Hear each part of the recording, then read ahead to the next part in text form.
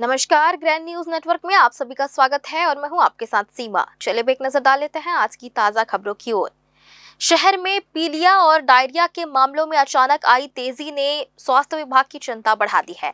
मुख्य चिकित्सा एवं स्वास्थ्य अधिकारी ने इस स्थिति की पुष्टि करते हुए बताया कि सिम्स और अन्य अस्पतालों में पीलिया के कई नए मरीज भर्ती हो रहे हैं। प्राथमिक जांच में इस संक्रमण का मुख्य कारण दूषित पेयजल और बाहरी अस्वच्छ खान पान पाया गया है। सीएमएचओ ने नागरिकों से विशेष सावधानी बरतने की अपील की है और कहा है कि संक्रमण से बचने के लिए पानी उबालकर ही पिएं और ठेले खोमचों पर मिलने वाले खुले खाद्य पदार्थों से परहेज करें। स्वास्थ्य विभाग की टीमें प्रभावित क्षेत्रों में लगातार सर्वे कर रही है ताकि नए मरीजों की पहचान कर उन्हें समय पर उपचार दिया जा सके। पीलिया के लक्षणों में उल्टी, मतली, जी मिचलाना, भूख न लगना और खाने में अरुचि जैसे संकेत प्रमुख हैं। यदि किसी व्यक्ति में ऐसे लक्षण दिखाई देते हैं तो उन्हें तुरंत नजदीकी स्वास्थ्य केंद्र में जाकर रक्त जांच करानी चाहिए। सीएमएचओ ने आश्वस्त किया है कि विभाग की टीमें पूरी तरह सक्रिय है और प्रभावित इलाकों में निगरानी बढ़ा दी गई है। साथ ही डायरिया के मरीजों की स्थिति में भी सुधार देखा जा रहा है और उन्हें तत्परता से इलाज मुहैया कराया जा रहा है। स्वास्थ्य विभाग ने नगर निगम के सहयोग से पेयजल स्रोतों की सफाई और क्लोरीनीकरण सुनिश्चित करने के निर्देश भी दिए हैं ताकि संक्रमण के प्रसार को प्रभावी ढंग से रोका जा सके। पीलिया के कुछ केस सिम्स में जा रहे हैं। अभी मैंने लगातार में ये चूँकि दूषित पानी पीने से होता है और खाना भी बाहर का लोग जो खाते हैं ठेले वगैरह में, तो लोगों से मेरी यही अपील रहेगी कि पानी उबाल के पिएं। कुछ जगह पे जहाँ पानी ख़राब आ रहा है और केसेस निकल रहे हैं, वे लोग पानी उबाल के पिएं और बाहर का खाना नहीं खाएं। ये मेरी उन लोगों से अपील रहेगी। पर अभी कुछ केस निकल रहे हैं, कुछ डायरिया के केस निकले हैं। बाकी अभी हमारा जो टीम है लगातार सर्वे कर रहा है, तो अभी डायरिया के पेशेंट भी ठीक हैं और जो जॉन्डिस के पेशेंट आ रहे हैं जिसमें कभी कभी वॉमिटिंग लगता है, नोशिया लगता है कि खाने में रुचि नहीं है और भूख नहीं लग रहा है, तो ऐसे केस यदि मिलते हैं तो उनका हम तुरंत ब्लड से उनका जांच कराएंगे और यदि होगा तो तत्परता से उनको ट्रीटमेंट देंगे। मेरी जो टीम है वो मैंने सर्वे के लिए उन एरिया में लगा दी। छत्तीसगढ़ सरकार द्वारा जनहित में जारी मुख्यमंत्री बिजली बिल समाधान योजना उपभोक्ताओं के लिए वरदान साबित हो रही है। इस योजना के तहत 31 मार्च 2023 तक की स्थिति में बकाया बिजली बिलों पर भारी छूट प्रदान की जा रही है, जिसमें बीपीएल श्रेणी के उपभोक्ताओं को मूल बकाया राशि पर 75% तक की छूट दी जा रही है। वहीं घरेलू और कृषि पंप कनेक्शन धारकों को मूल राशि में 10% और सरचार्ज विलंब शुल्क में 100% की पूर्ण छूट का प्रावधान है। उपभोक्ताओं की सुविधा के लिए बकाया राशि के भुगतान हेतु किस्तों का विकल्प भी दिया गया है, जिसमें 50,000 रुपए से कम के बकायेदारों को 40 किस्तें, 50,000 से 1 लाख रुपए के बीच वालों को 50 किस्तें और 1 लाख रुपए से अधिक बकाया वालों पर 60 किस्तों में भुगतान की सुविधा मिलेगी। इस योजना का लाभ उठाने के लिए उपभोक्ता विभाग के मोर बिजली मोबाइल ऐप पर जाकर ऑनलाइन पंजीयन कर सकते हैं या अपने नजदीकी वितरण केंद्र, सब डिवीजन या डिवीजन कार्यालय में संपर्क कर सकते हैं। पंजीयन के पश्चात उपभोक्ताओं को एसएमएस के माध्यम से उनकी छूट और देय राशि की पूरी जानकारी उपलब्ध करा दी जाएगी। इस योजना का लाभ उठाने के लिए सबसे पहले तो मोर बिजली ऐप, एक बिजली विभाग का एक मोबाइल ऐप है, उसको डाउनलोड करना पड़ेगा और ऑनलाइन ही उसमें रजिस्ट्रेशन करना पड़ेगा। जैसे आप ये मोबाइल ऐप डाउनलोड करेंगे तो एक समाधान योजना करके एक आपको बटन दिखाई देगा, उसको क्लिक करने से आप रजिस्ट्रेशन करा सकते हैं और वहीं पर भी आपको पता चल जाएगा आपको कितना छूट इस योजना के तहत मिल रहा है और कितना आपको पटाना पड़ेगा। ये सारी प्रक्रिया ऑनलाइन है, सभी प्रक्रिया ऑनलाइन है और जिसके पास में ये जो ऐसा फ़ोन उपलब्ध नहीं है तो नज़दीकी जो वितरण केंद्र है या सब डिवीज़न है या डिवीज़न में भी जाकर इस योजना का रजिस्ट्रेशन करा सकते हैं और वहाँ से एसएमएस के माध्यम से उनको पता चल जाएगा कि इस योजना में आपको कितना भुगतान करना पड़ेगा और कितना आपको छूट मिल रहा है। अमेरिका, इजराइल और ईरान के बीच बढ़ते तनाव का असर अब 7 समंदर पार भारत के शहरों तक भी महसूस किया जाने लगा है। इसका सीधा असर बिलासपुर की रसोई पर दिखाई दे रहा है। कमर्शियल गैस सिलेंडरों की भारी किल्लत के कारण शहर के कई होटल और ढाबे संचालकों के सामने बड़ा संकट खड़ा हो गया है। हालात ऐसे बन गए हैं कि अपनी रोजी रोटी बचाने के लिए होटल संचालकों को फिर से पारंपरिक चूल्हों का सहारा लेना पड़ रहा है। जब हमारी टीम ने शहर के अलग अलग होटलों और ढाबों का जायजा लिया तो कई जगहों पर चौंकाने वाली तस्वीर सामने आई। शहर के प्रसिद्ध बल्ले बल्ले ढाबा, खालसा पराठा और न्यू गुप्ता होटल सहित कई ढाबों में गैस की जगह लकड़ी और कोयले से चूल्हे जलाकर खाना बनाया जा रहा है। होटल संचालकों का कहना है कि कमर्शियल गैस सिलेंडर समय पर नहीं मिल पा रहा, जिसके कारण होटल चलाना मुश्किल हो गया है। लेकिन होटल बंद करना भी संभव नहीं है, क्योंकि इससे उनकी रोजी रोटी के साथ साथ वहां काम करने वाले कर्मचारियों की आजीविका भी जुड़ी हुई है। यही वजह है कि उन्होंने मजबूरी में पुराने तरीके अपनाने शुरू कर दिए हैं। दिलचस्प बात यह है कि कई ढाबा संचालकों ने ड्रम काट कर देसी बर्नर जैसे चूल्हे तैयार कर लिए हैं।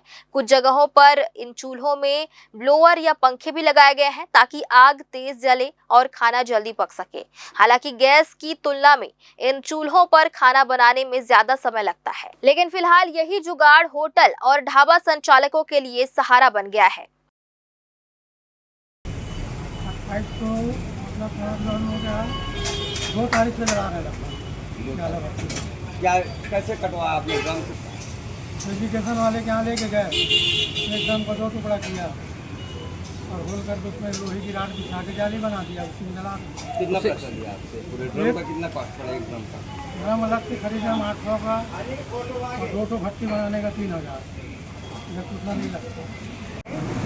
ये चूल्हा में बना रहे हैं खाना, अब कब तक आएगी गैस हम लोग को कुछ पता नहीं। तो ये चूल्हा जलाने से परेशानी नहीं हो रही? परेशानी हो रहा है भैया, बहुत परेशानी हो रहा है, क्या करें, तो मजबूरी में बनाना ही पड़ेगा।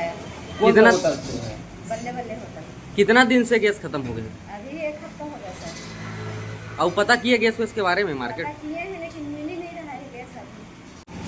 गैस तो अभी कभी कहीं मिल नहीं रहा है, तो 1 हफ्ता हो गया, हमको बहुत परेशानी हो रहा है। तो हम चूल्हा से ही खाना बना रहे हैं, लकड़ी लाके, लकड़ी की रेट बढ़ गया है। कितना हो गया? 800 रुपये मिल रहा है, तो लकड़ी ही जला रहे हैं। आइडिया कैसे आया चूल्हा जलाने को? इतना धुआं है और ये शहरी क्षेत्र के निगम वाले भी परेशान। हाँ, तो क्या करें, मजबूरी में बंद तो कर नहीं सकती, क्योंकि रोजी रोटी है, इसी चलता है काम हम लोग का। कर्मचारियों को तो चूल्हा भी हम लोग का आया, पुराने जैसे गाँव में करते हैं, तो गाँव से ग्रामीण से हम लोग सीखे हैं, चूल्हा जला चुके हैं। आपको पता होगा पर्यावरण का एक आदेश आया था, इसमें भट्टी जलाना भी बंद कर दिया गया, निगम वाले ढूंढ रहे हैं। लेकिन आपने अच्छा नवाचार किया, ये कहाँ से आपको? अब देखें, यूट्यूब में भी सब जगह जितने भी होटल है वो लोग भी सब चूल्हा यूज़ कर रहे हैं, तो हम लोग भी वैसे यूज़ किए, देख के सीखते हैं। खाना बना रहे हैं, मेरे यहाँ सभी महिलाएं काम करती हैं। उन लोग मेरे को बोलते हैं, आंटी ये हमारी रोजी रोटी कैसे चलेगी?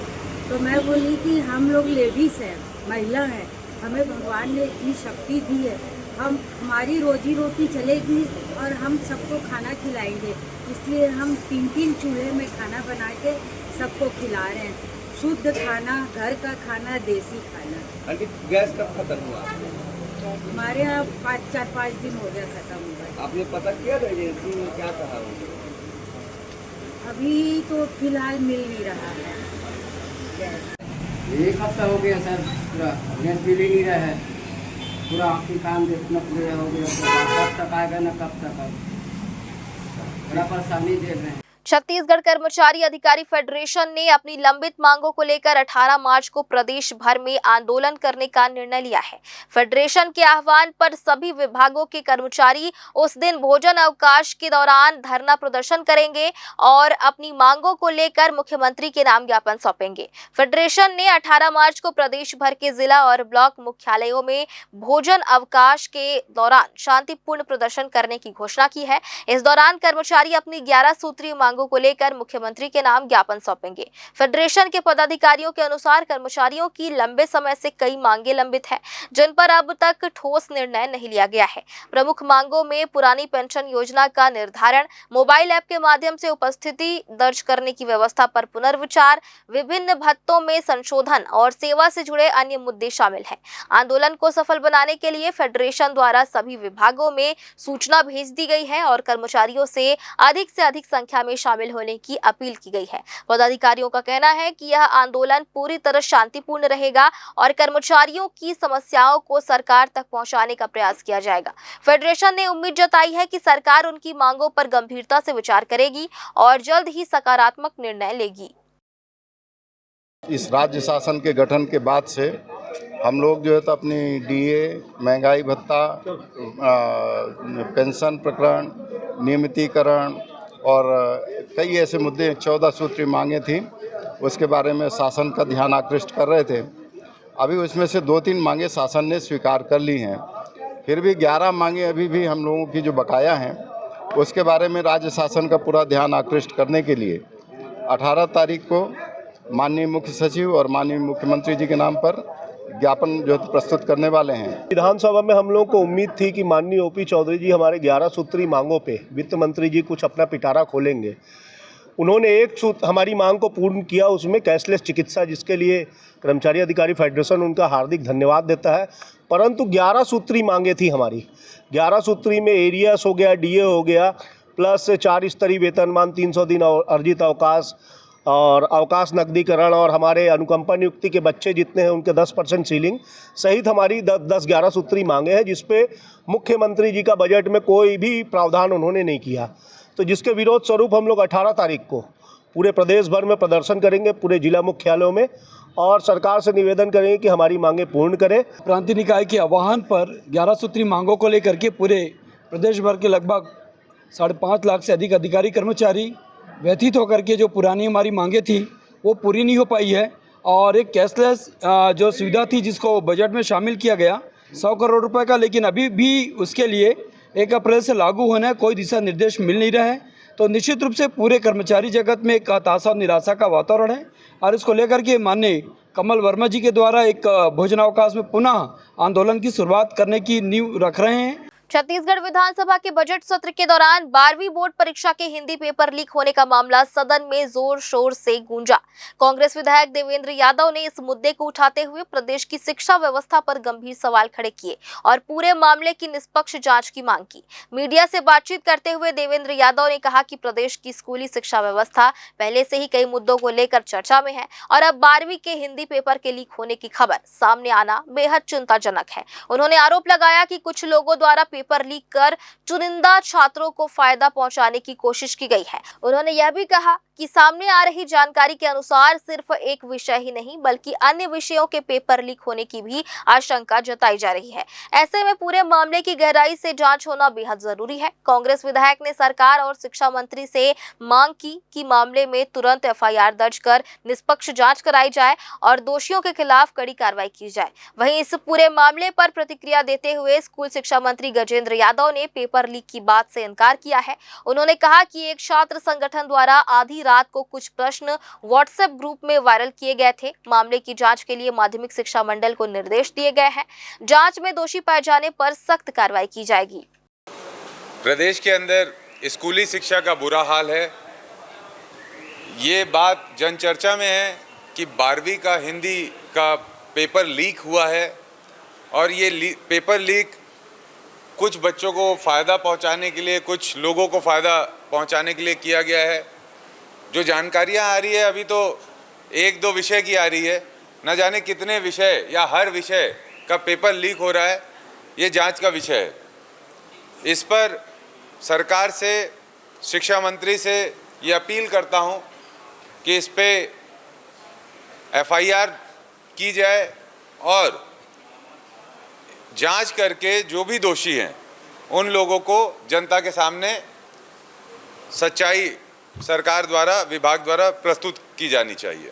12वीं कक्षा का कहीं कोई पेपर लीक नहीं हुआ है, बल्कि एक छात्र संगठन बेवजह आधी रात को कुछ क्वेश्चन को वो जानबूझ के व्हाट्सएप ग्रुप में चलाएं अगर व्हाट्सएप ग्रुप में कोई विषय चल रहा है तो भी हम उसको गंभीरता से लिए हैं। माध्यमिक शिक्षा मंडल को हमने कहा है कि आप एफआईआर कराएं, अगर कौन इसमें दोषी है, अगर वास्तव में कोई घटना है, दुर्घटना है या कोई दोषी पाए हैं या वास्तव में पेपर अगर लीक हुआ है तो उसमें कार्रवाई होनी चाहिए, इसलिए एफआईआर करने की बात हमने कही है। और न्यायधानी बिलासपुर में शिक्षा के नाम पर बड़ा फर्जीवाड़ा सामने आया है, जहां ब्रिलियंट पब्लिक स्कूल द्वारा सीबीएसई संबद्धता का झूठा दावा कर सैकड़ों बच्चों के भविष्य के साथ खिलवाड़ करने का मामला गर्मा गया है। जानकारी के अनुसार स्कूल प्रबंधन ने पूरे साल सीबीएसई पाठ्यक्रम के आधार पर पढ़ाई कराई और मोटी फीस वसूली, लेकिन वार्षिक परीक्षा संपन्न होने के बाद अचानक अभिभावकों को मैसेज भेजकर छत्तीसगढ़ बोर्ड के तहत दोबारा परीक्षा दिलाने का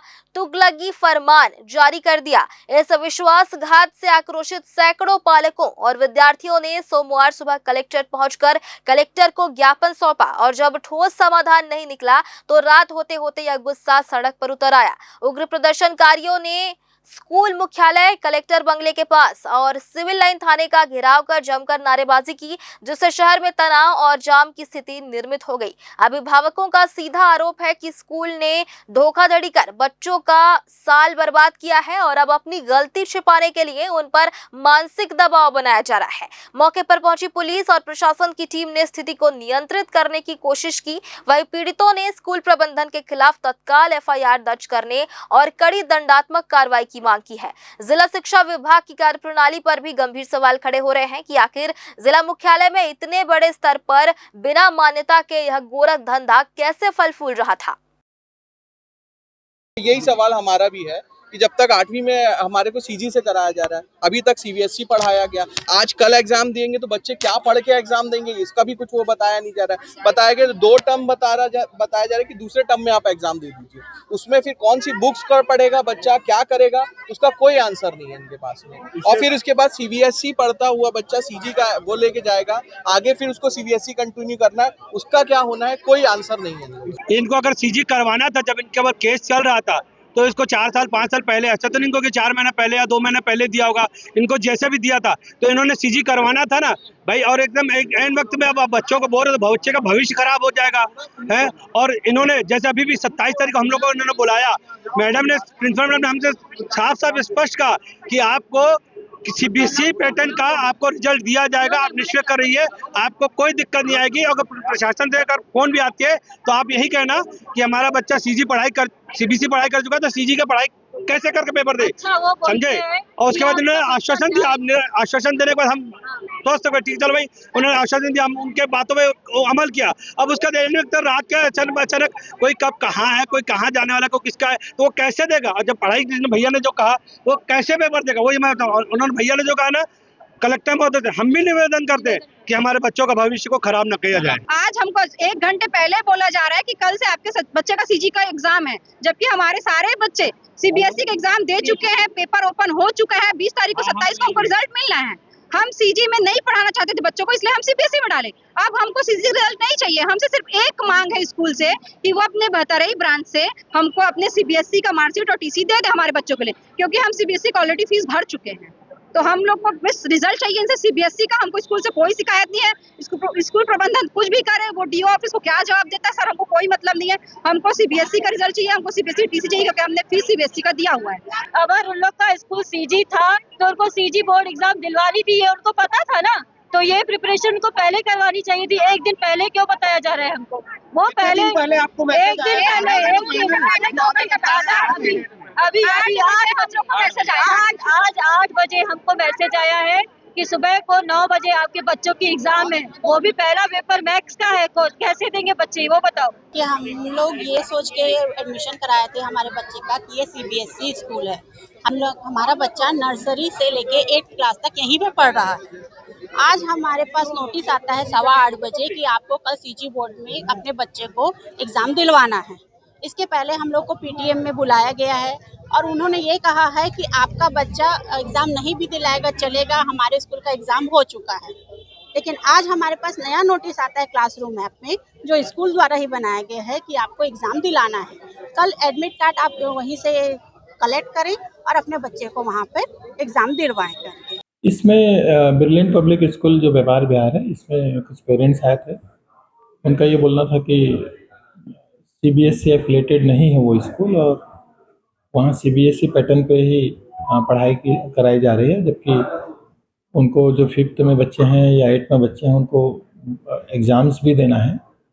और अगर ऐसा हुआ तो अभी टाइम पे फिर वो CBSE में उनका एडमिशन नहीं हो पाएगा। तो इसके लिए हमने एजुकेशन विभाग को बात की है उनसे, तो जून में एक तो अभी जो पेपर कंटिन्यूअस होंगे उसमें वो अवसर मिलेगा उनको, साथ में जून में भी हम लोग उनको पेपर का एक और अवसर मिलेगा उनको, तो बच्चे पेपर दे पाएँ। सबसे इम्पोर्टेंट कंसर्न ये है कि बच्चों का किसी भी स्थिति में उनको लॉस नहीं हो, ये पहला हम लोगों का कंसर्न है और इसी पे हम लोग अभी काम कर रहे हैं। ये मेरा बल्कि आपके माध्यम से अपील रहेगा कि जो भी ऐसे स्कूल्स हैं जो किस बोर्ड से मान्यता प्राप्त है वो स्पष्ट जो है स्कूल में भी होना चाहिए। हमने DO को भी बोला है कि इसमें किसी प्रकार का लोगों को कन्फ्यूजन नहीं रहे, वो स्पष्ट दिखता रहे, इस तरह से वो निर्देश जारी करेंगे वो। और बाकी जगह पे भी हम लोग इस तरह से देखेंगे कि ऐसी बिलासपुर जिले के ग्राम परसाही में सामाजिक रूढ़िवादी परंपराओं को तोड़ते हुए 2 बेटियों ने अपनी मां का अंतिम संस्कार कर एक मिसाल पेश की। गांव की 70 वर्षीय भूरी चौहान पति बलदाऊ चौहान का निधन हो गया था। उनके कोई पुत्र नहीं थे, केवल 2 बेटियां जानकी चौहान और रानी चौहान हैं। मां के निधन के बाद दोनों बेटियों ने समाज की परंपराओं की परवाह किए बिना आगे बढ़कर जिम्मेदारी निभाई। उन्होंने मां को कंधा दिया और पूरे विधि विधान से अंतिम संस्कार किया। इस दौरान गांव के लोगों ने भी उनका समर्थन किया और बड़ी संख्या में अंतिम यात्रा में शामिल होकर उनका हौसला बढ़ाया। कार्यक्रम में सरपंच प्रतिनिधि जितेंद्र कमलेश, पार्षद रेखा, बेदराम सूर्यवंशी और मोहन श्रीवास सहित कई ग्रामीण मौजूद रहे। इस पहल को ग्रामीणों ने समाज में समानता और बदलाव की दिशा में एक सकारात्मक कदम बताया है। और फिलहाल आज की ताजा खबरों में बस इतना ही। आगे भी खबरें जारी रहेंगी, बने रहिए ग्रैंड न्यूज नेटवर्क के साथ।